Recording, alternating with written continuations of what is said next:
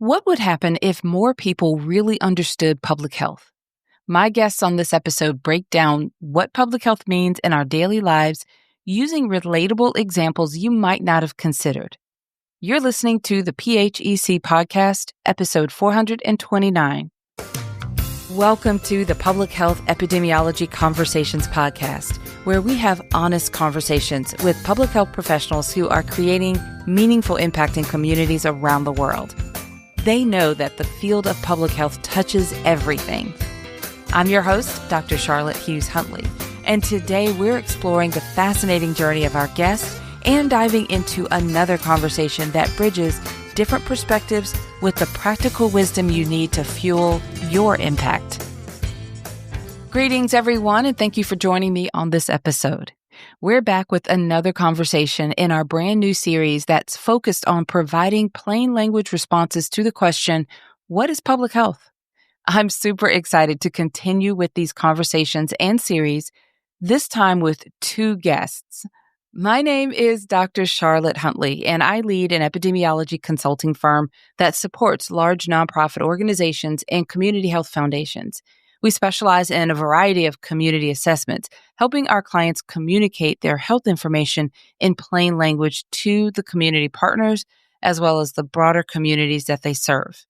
The support we provide often falls in the category of strategic planning and sometimes capacity building. Please reach out to us through our website, drchuntley.com. We would be happy to meet with you and explore how we might be able to support your organization. Links are also provided for you in the show notes. Today, we continue our dynamic series designed to answer one simple but very important question: what is public health? We started this series because public health is often misunderstood, undervalued, and underfunded. If people better understood public health, then perhaps they would value our industry, protect it, invest in it. We want to be a part of the solution by helping people understand public health in a relatable and conversational way. We're approaching this with something new and energizing, and that's this series, a special focused series. In this series, our featured guests are inspiring leaders who will explain their focus area in public health through compelling storytelling and plain language with a goal of reducing and ultimately eliminating heavy scientific jargon. Now, on this particular episode, I'm joined by two guests who share engaging and relatable responses to explain public health. Let me introduce both of them to you, and then I'll connect our conversation. Deborah Shomuyiwa is a doctoral student in health promotion and behavior at the University of Georgia, where her research focuses on reproductive, maternal, and child health, health equity, and HIV prevention. With a background in pharmacy and experience in community-centered development, she integrates behavioral science, technological translation, and community engagement to advance equitable health solutions. Jessie Meyer is an inspiring public health professional and second-year Master of Public Health student at the University of Florida, specializing in social and behavioral sciences. Drawing on her background in emergency medicine as an EMT transporter and her experience as a responder for a mobile medication-assisted treatment team, Jessie is passionate about expanding access to care. She works within community organizations such as Peaceful Paths, Remote Area Medical, and Comfort Zone Camp to support her local communities. In today's conversation, Deborah and Jessie break down what public health means in our daily lives, using relatable examples you might not have considered. They also explore why public health can seem invisible. Let's connect my conversation with Deborah and Jessie right now.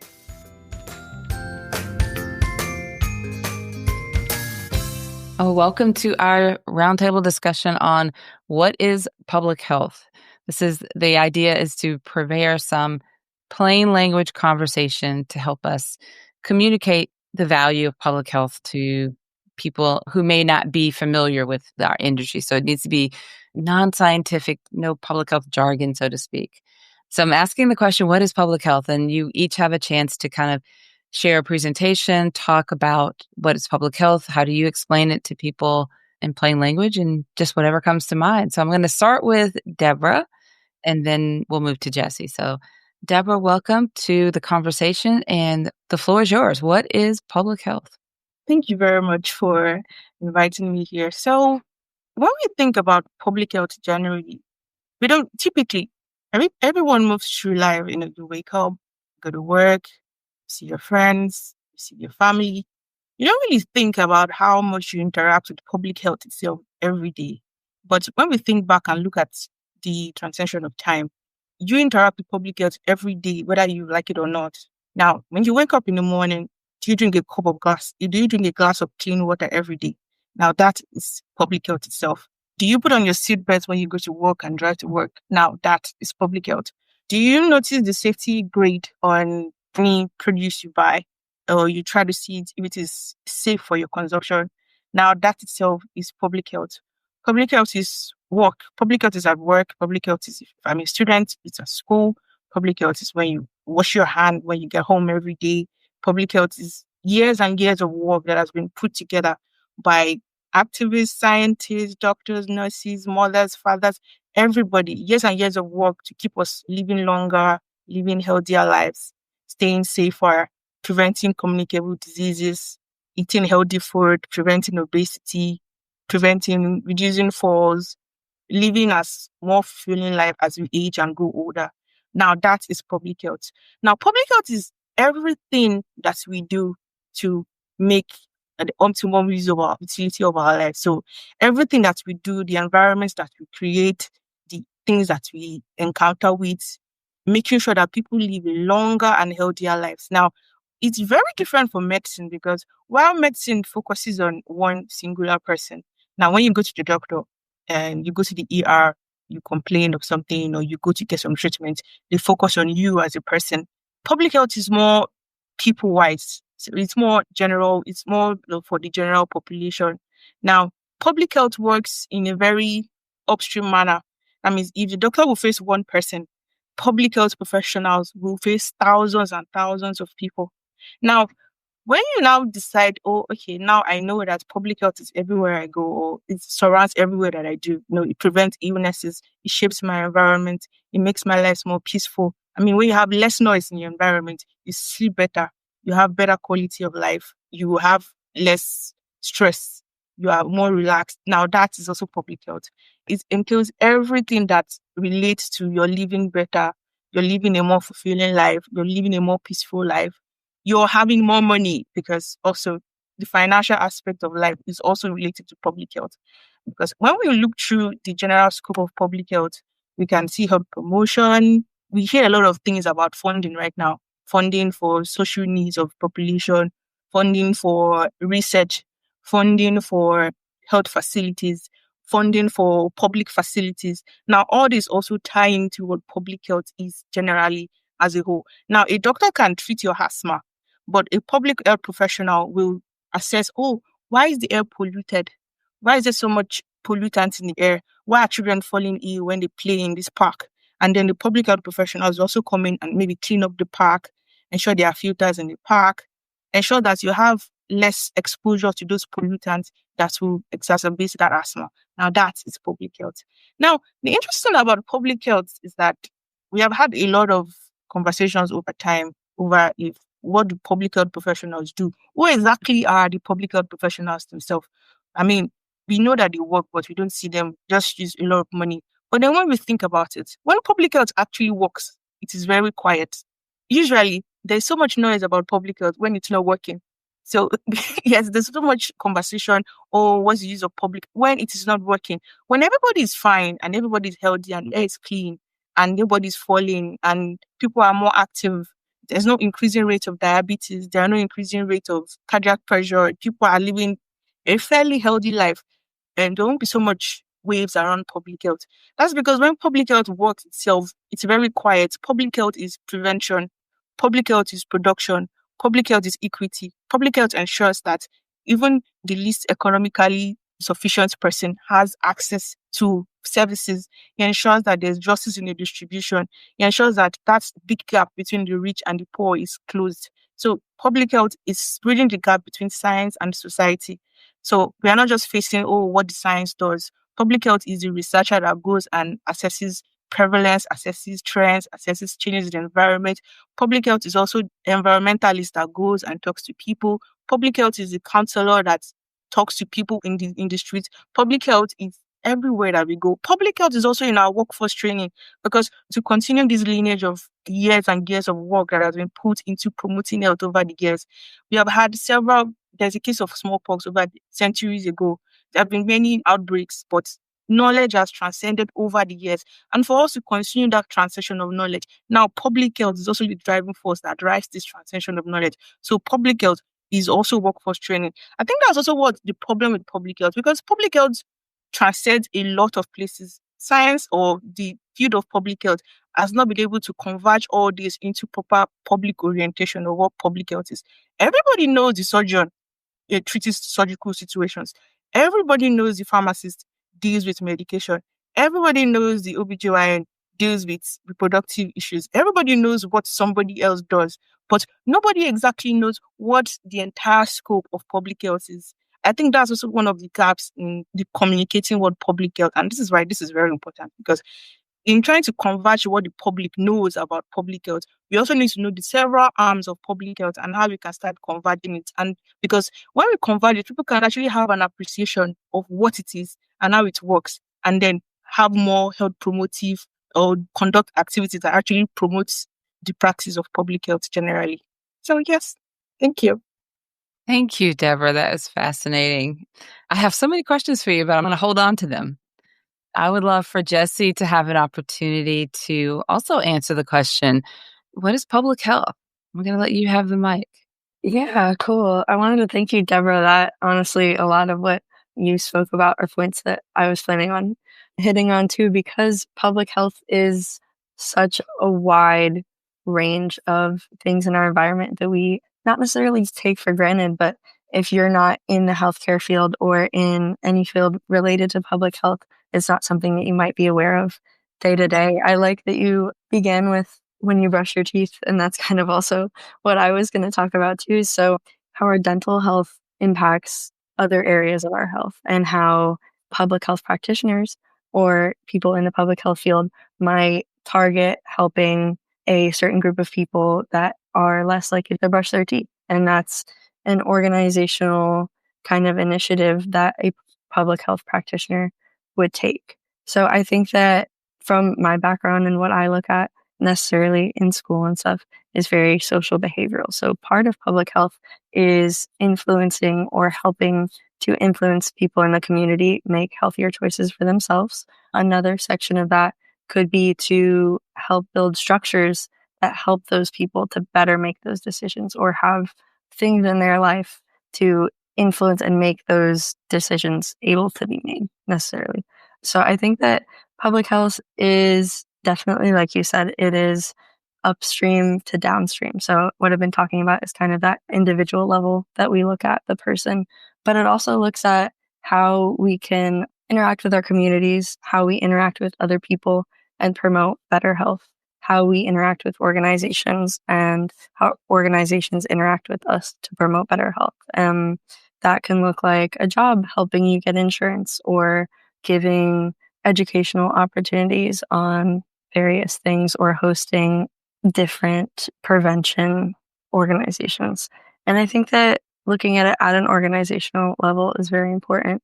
Also, at the final level, which we look at in public health, is that policy level. So public health is not only what we mentioned earlier, it's not only that individual level, it's not only our built structured environment. So that can look like parks in our area, or gyms that are low cost, or sidewalks on the streets. That's what I talk to when I'm trying to explain to my dad what public health is.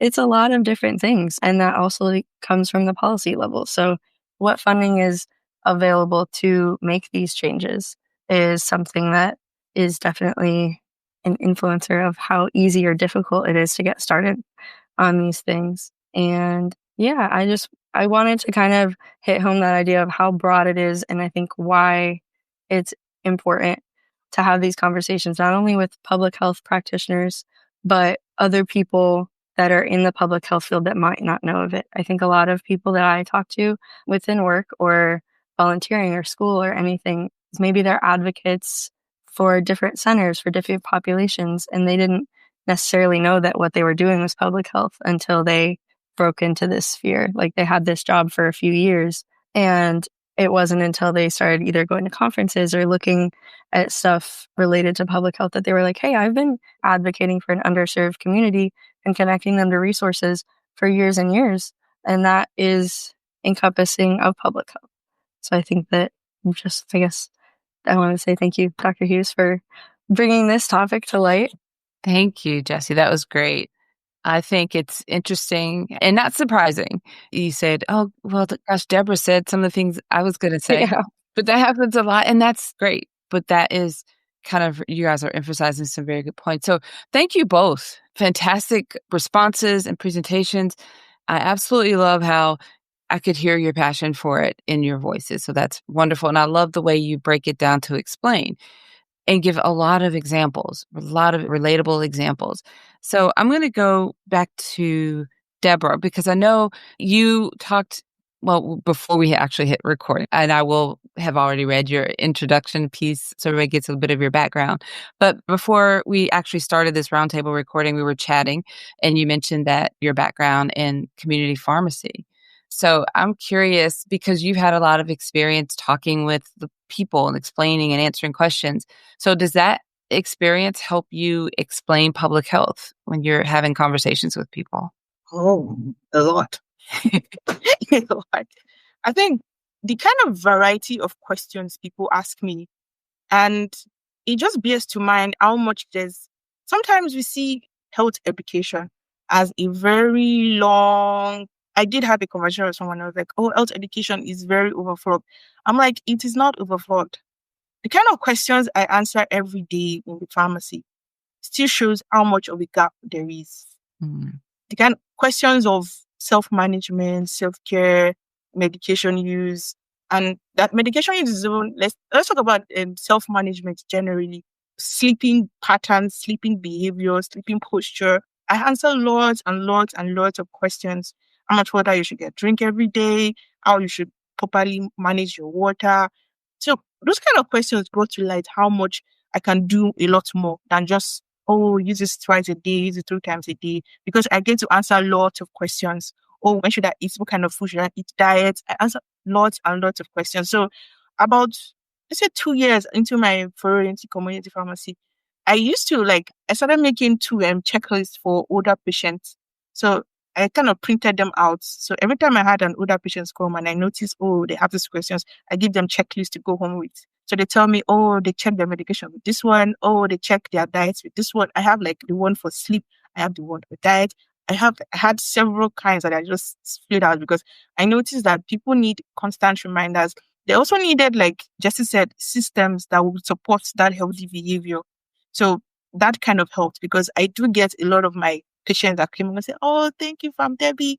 Oh, it was very good. I was like, and that feeling is very great when you can help people. And that's the thing with public health. Sometimes it doesn't have to be public health is, while it is also in the big things, it is also in the small things.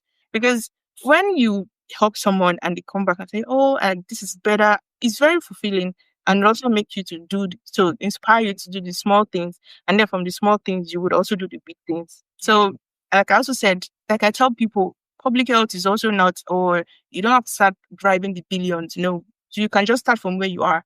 When I was in Nigeria, I used to live in that's a low income area. So I noticed that young people around me, they usually find it very hard to buy condoms. Condoms might look like small things. Now, where I come from, it is like a shameful thing to buy them, because people just have unsafe sex. So what I used to do then was I used to buy a box of condoms in my street and then distribute it to my young people around me, because I felt like that was the one way, and they found it helpful because they found it easier to receive it from me than go to buy them in local store or the pharmacy.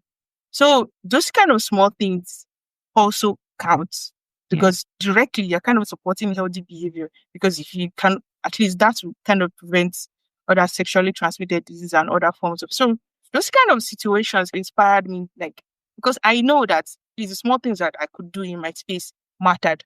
So I just imagine other big things that I could do if I could have like bigger spaces. So that's what I'm really, really passionate about, workforce development. Because from what I did in my community, then I joined, we have like a young leaders group where we have a research group. Then we started doing some training, capacity development.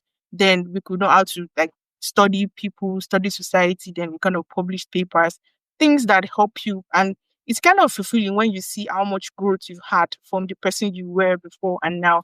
I just imagine how much more that we can do if we had a kind of system that can transcend this knowledge that has been created even from the grassroots. So I would say my kind of experience has had a very, very big hand in what I do right now, because first of all, it gave me exposure because I could see what could be done. And then I saw what I did and how it helped people directly. And that kind of helps me to see what other things that I could do that would help people more. Oh, love that. You've been doing public health work for a very long time. Didn't even know it. Yeah. What about you, Jessie? I know you've got a background as EMT and we talked a little bit about that. So how did you sort of connect the dots to public health? And does any of that work help you explain public health or have easier conversations? You also mentioned how you talked with your dad and so forth. Yeah. I think coming from a family that doesn't have really any involvement with public health or the healthcare system other than being on the patient side of it really influences the way that I interact with people that aren't in public health or don't know a lot about it. So I started off going to appointments with family members and kind of advocating for them. And I have some grandparents that are in the healthcare system and they can't hear that well. So it's very much, okay, can you write this down for my grandma so that she can remember it and talk through it with her? Because you know those little like educational papers that they give you? She's like, I'm not reading that. So having that like personal connection, which a lot of people do have to the healthcare system on the individual level, is kind of a good spot to start off at. And then moving from that, after I grew up a little bit and did go to EMT school, I work in a hospital setting. So I don't work for 911. I don't go to emergencies currently, although it was during my training to do that. So a little more of the conversations that I have are related to prevention and long-term care because we're not in that emergency setting. I think that all goes to say like all of those patient interactions, all of the one-on-ones with a person. I know that we were talking about how public health is not necessarily that one-on-one experience. You're looking at a group of people as opposed to one person. But I like that Deborah said, it's important to look at the one person and it's important to have that connection and have that genuineness and understand that like I've been confused about that stuff before. So try to approach it in that way. And I think also when people are thinking about public health, if they are affected by the public health systems, or not public health systems, but other, like healthcare, the justice system, any other like structure that influences the way that we live our daily lives, it's important to consider what they might be going through also when you're having these public health conversations. So trying to approach it in a comprehensive way, but also like with that empathy, with that trying to connect to a person rather than just like, oh, this is a list of what public health is. And I think that that's something that we are all kind of hitting on, is that it's important to have like a back and forth conversation, treat people like people, I guess, is what I've gotten a lot from my EMT experience. Because it's not necessarily that a lot of people are always experiencing emergencies when they come to the hospital. It's also like they don't have a primary care provider. They weren't able to access that preventative care. So a lot of that goes into what public health is for me, I guess, and how I see it and how I explain it to people. I think that's wonderful. I think both of you are really hitting on something important, as you're talking about remembering the individual. And it's true. We do explain public health as population health, and we think about populations. Absolutely. But that human connection, that individual. It reminded me, listening to both of you reminded me of a time during, like the peak of COVID, when there was a lot of confusion, especially when the vaccine was in production and was about to be released. And the big question was, do I get the vaccine? And I don't know how I feel. And everyone's confused. And there's some elderly members at that time. My mother lived in a building with all seniors, and they had a lot of chronic conditions. And so my mother was confused. And my in-laws lived in a different state. They were also very confused. And and worried about that. So I spent a lot of time talking to the elderly members of my family, my in-laws, my mother, my aunt and uncle, and my mother in her building that she lived. There's a few of her neighbors. I'd answer questions and talk to them. So the individual connection with elderly members, really helping them understand, answering their questions so that they could make informed decisions, felt great. And then it also said that individual connection that you all are talking about was spot on. And I think for me, I think that inspired kind of the policy advocacy route, because now I'm thinking about the broader population of the elderly people. So that one-on-one interaction kind of fueled or inspired a little bit of, me taking that to a policy advocacy level, because I saw some of their frustrations. For example, they're telling everyone to go online and sign up for your appointments. Well, none of these people are online. So that was a huge barrier. And so that was something that I could, bring to another conversation with my public health peers and colleagues about the challenges. So that one-on-one interaction, can kind of lead to something on a larger scale. And during that time, because my mother struggled to understand what I did, what my job was all about, but it gave me a lot of teachable moments to help her to understand more about what I do in public health. So I'm glad that you both raised that. I'm going to ask either one of you. I don't have a question at this point. I'm going to give you the opportunity to either comment for something each other, final thoughts, or if you have a question that you'd like to raise. I think this podcast resonated with me because, my thoughts over the past 2 to 3 months has been that now public health has to shift from just doing the work persona, because most of public health has been just, let's do our work. This is public service. We have this very public service kind of thing. So we don't really speak so much of what we do. Public health has large scale interaction with the public when there's a problem or when they need, it's like a public emergency. Now I think we have to have a new system of public facing communication. We need to start selling what public health does, both the highs and the lows. COVID-19 has really shown that the public, there's a lot of unawareness about what public health is. And there's a lot of unawareness about the usefulness and utility of public health. So we need to start having more public-facing public health engagement that is selling the vocation. Not just this is what we do, but no, actually selling the vocation this time around. And another thing I would like to say now is that I was kind of projecting that the public health workforce itself would need a different kind of training.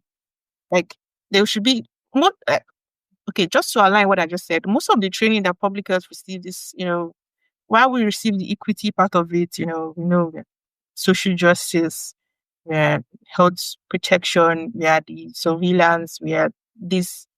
Now we do need to have that. How will I describe it now? I think most of my work still relates to public communication, because the public health workforce needs to have a different form of training mechanism this time around. I am not sure exactly how I can formulate how it is, but we do need to be able to have some sort of, see more than what we do as public good, and also see it as a career that needs to be celebrated. Yeah. That kind of system will change over time. It will change the way it is being sold. Because right now, I get a lot of friends are like, why am I in the wrong place? My friends have asked me if I'm in the wrong place, because as a pharmacist, I could do I could do other things. And when I was trying to go to graduate school, I got a lot of, why you, you could do other things. Why you doing public health? But I would teach public health because I liked it a lot. And I actually did enjoy it. I could do other things, but I enjoyed this. So sometimes then there needs to be other things, or apart from the public good, there needs to be a system that can create spaces that you would actively enjoy your work. And workforce development, workforce motivation, workforce retention, security in the workforce is very, very important. Especially in this time. After COVID, there's been a lot of, pushback against what public health does. I think now it's time for us to sell ourselves and sell it very well. Not just for now, not just for public relations, but for the future, for the sustainability of public health itself. There needs to be a shift in the way workforce is being trained, the way public health is being positioned, and it's the way public health is being delivered generally. I think that's it for me. Yeah, that's great. That's an excellent point, Deborah. I appreciate that. I agree. I think what you're saying is you mentioned a little earlier about how, we get noise when public health isn't working, but when it's working, it's quiet. And in this quiet time, we need to be selling, promoting, really talking up the things that why it's so quiet, really selling our service and what we do. So I love that. So Jessie, what about you?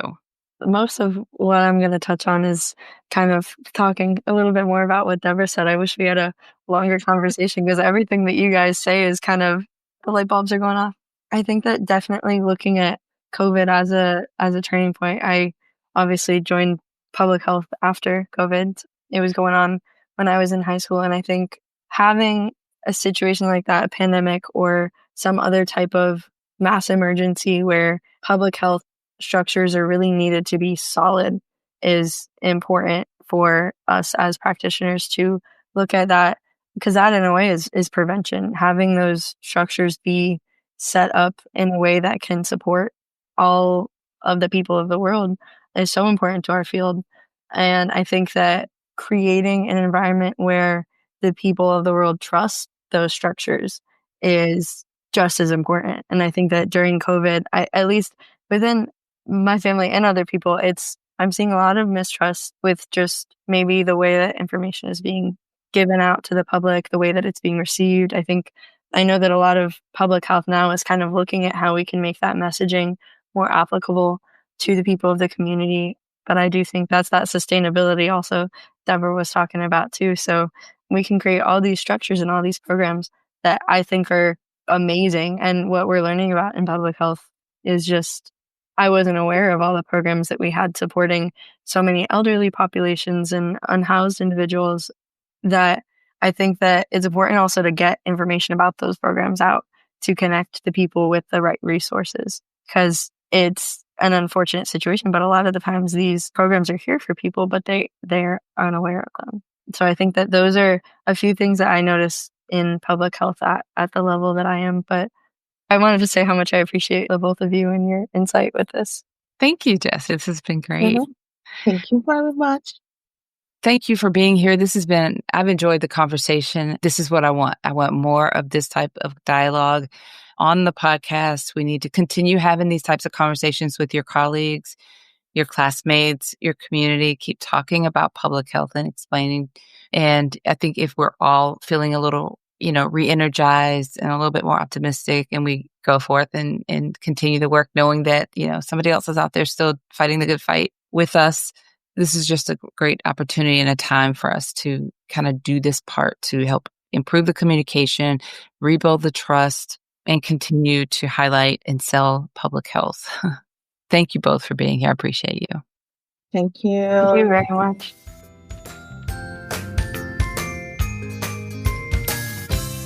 I really hope you enjoyed that conversation as much as we did.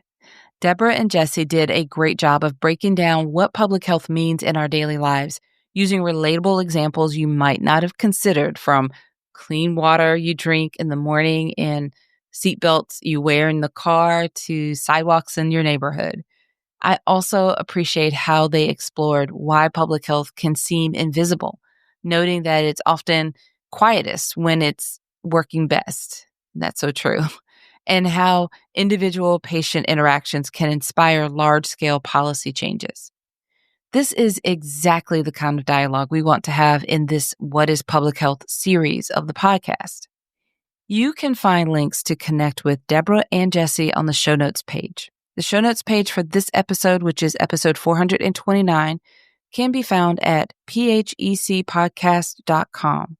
Now, once you're there, just navigate to episode 429 to find the show notes.